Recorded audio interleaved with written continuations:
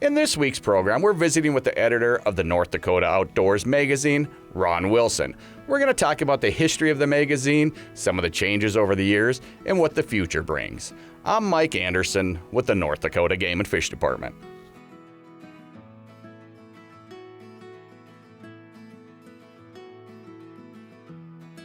Ron, you've been the editor of the popular North Dakota Outdoors magazine for over 20 years. Give our audience some background information on the magazine. Why was it started? Well, years ago, and it was started in 1931, and when they put a game and fish department together as we know it today, one of the lawmakers said, we got to have some kind of vehicle that we let people know, let the public know what's going on, and the magazine was it. And matter of fact, I just looked at the first one this morning. It was published in 1931 of August, and it was 5 pages. Somebody typed it out with a typewriter, and I don't know who it went to, how it was distributed to the public. I don't know. I'm not hip to that, but yeah, the magazine's come a long way. Why do you think the Game and Fish started a magazine back in those days? Well, because there were issues, because even the first couple of magazines, they're talking about sending stuff up to the governor for him to sign. Like the proclamation was due today for upland birds and whatever, and they would, they had funny seasons. Like I think in 1931, the pheasant season was like 2 days. Well, they got to pick those 2 days, and then the public has to know that. And they're hunting prairie chickens back then, and they gave them 14 days to hunt prairie chickens. There was just a lot of things that the public needed to know. I mean, did they put that kind of information in the newspaper back then? I don't know, but anyway, it was a good vehicle to keep the public apprised. And from what I understand is they can never get rid of the magazine because it had to be that vehicle. Would that stand to reason today because of what you do? Our social media and whatnot, could it get canned? I don't know, but I don't see it going anywhere. So basically it was the outlet to get game and fish information. Darn straight, and that was the only way for years. Yeah. Years and years. Are we talking about some of the same topics today as we did back in those days? My gosh, I've been through, the magazine turns, in 2025 it'll turn 94 years old, and I've been through 94 years worth of, not verbatim, not word for word, but many, many years worth of stories and stuff. And yeah, habitat, I mean, we're always going to be, when I die, they're going to be still talking about a habitat. And access, many of the same things. What's different really nowadays, because we cover many, many topics, fisheries, stocking, this and that. The disease issues now are a little bit new. I'm sure they had disease issues back then, but CUWD, our ANS, things like that, that's new to us. All things that you and I have to deliver to the public.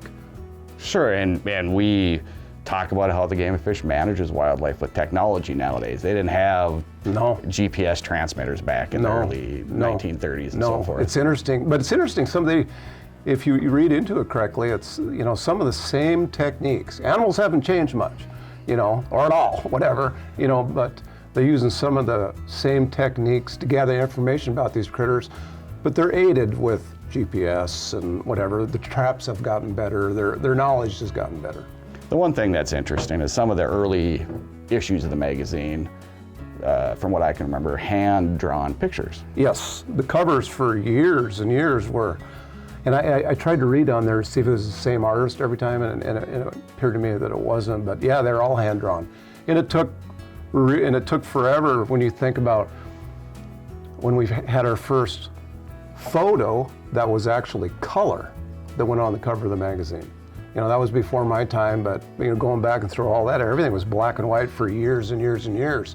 And then when they started using color on the magazine, they would, in the printing process, they could add a splash of color on the cover, but nothing inside.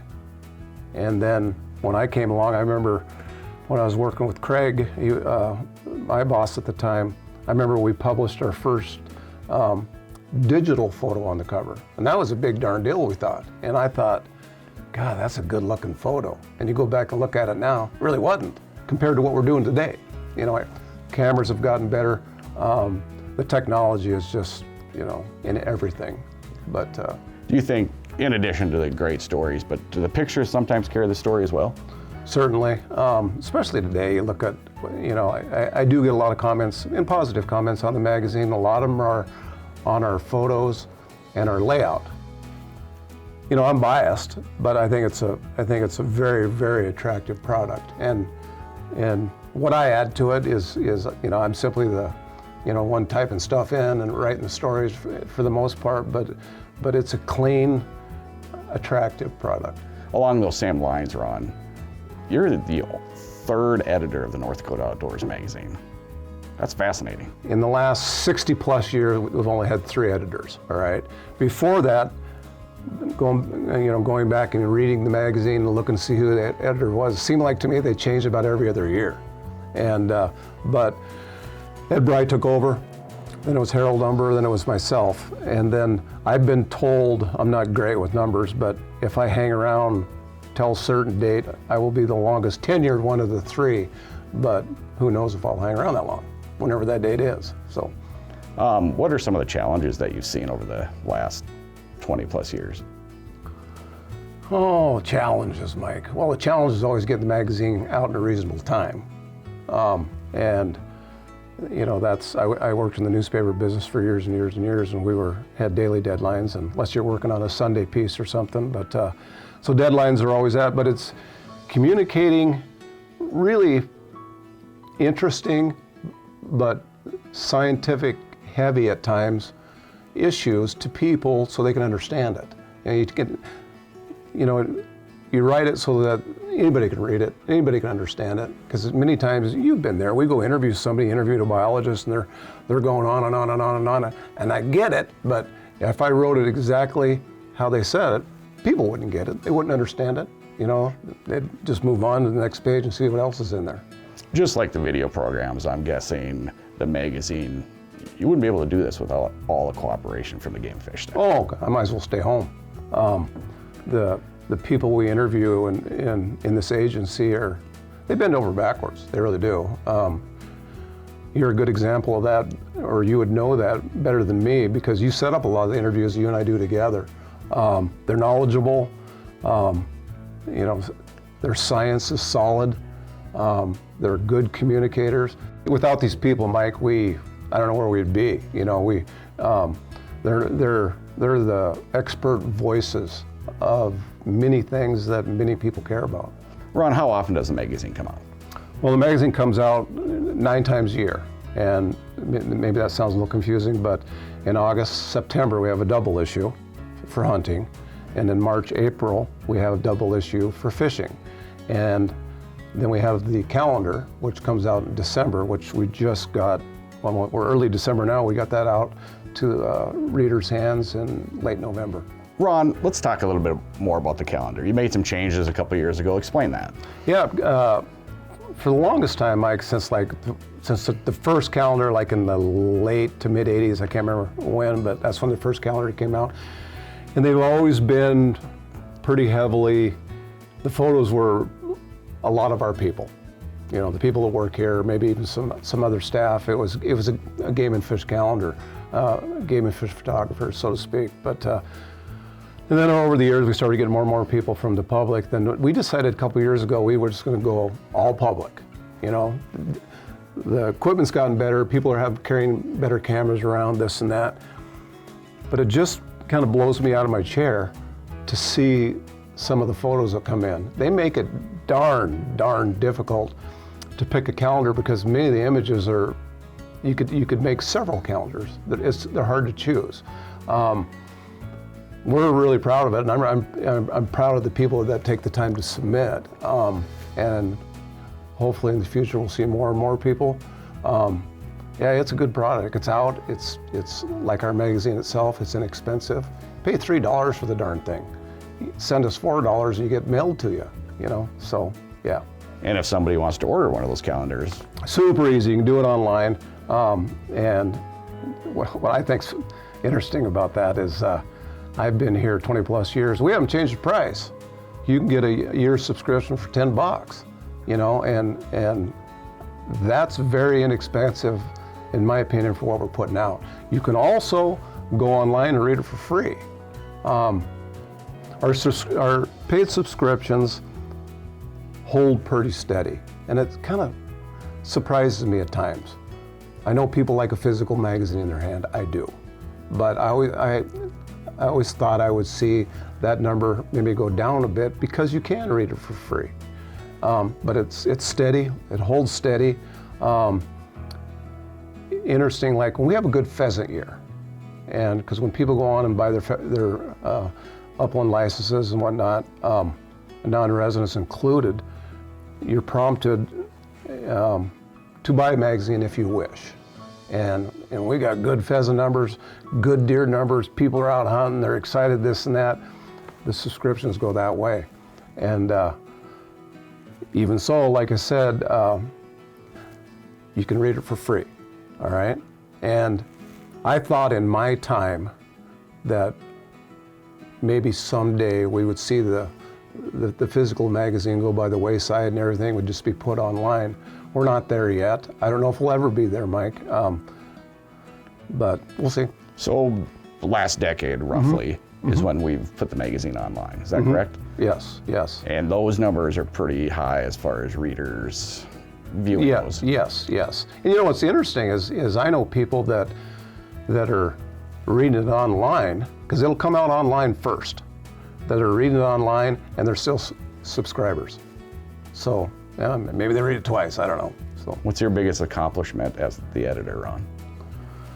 Oh, what's my biggest accomplishment? Well, without lying, I just getting my foot in the door, to be honest with you. I covered the game and fish as an outdoor writer for years, and I eyeballed this job for a long time. And I always wondered I always felt I could do it.